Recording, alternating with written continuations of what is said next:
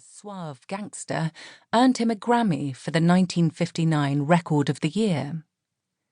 But the minstrels who wrote and sang the original ballads would still recognise the tale of death and bloody vengeance in Mac the Knife.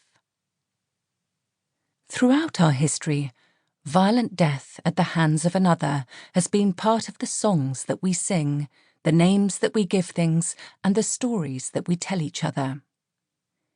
In Scottish folklore, the slúach is a swarm of malevolent spirits said to haunt the night sky.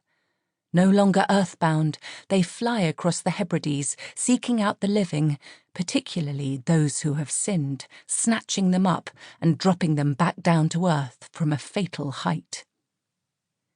In their rarely glimpsed physical form, they appear as a flock of black birds, usually crows. The coal-black bird has had a long career in folk tales as an omen or even a harbinger of death. It scavenged on the bodies of the dead, irresistibly drawing it to sites of death such as battlefields and graveyards. Nowhere is this grim association more apparent than in the collective noun for a flock of crows: a murder. The appetite for stories of terrible deeds and the people who commit them is an enduring part of human nature.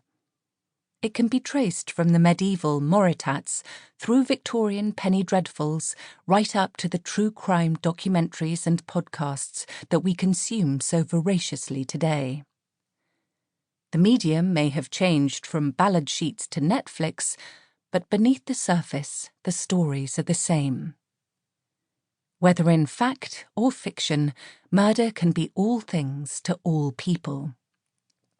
At a basic level, it is a tale of good versus evil, where the roles of victim and villain are clearly laid out before us. More often than not, there is an element of mystery at its heart, a riddle to be solved.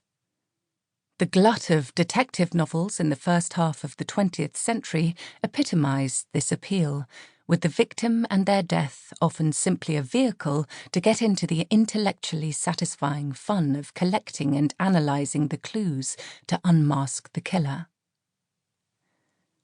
Then there is, of course, the voyeuristic and vicarious chill we get from reading about horrible things happening to other people, whether real or imagined. In the midst of life, we are in death, and that's exactly how we like it.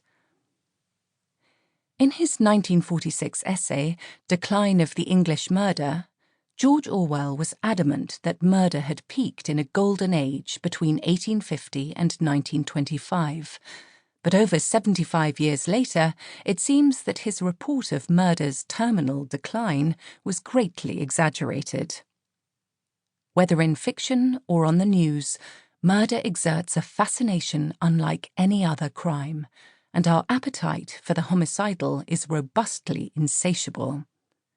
We invite it into our homes every night on the television, and we go to sleep with it on the bedside table between the covers of a paperback.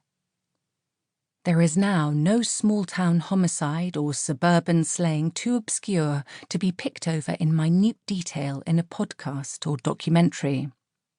In drama, tales of murder recur as plot devices in everything from Shakespeare to soap operas. As a genre, crime fiction has been a literary behemoth ever since the Victorians popularised the detective story.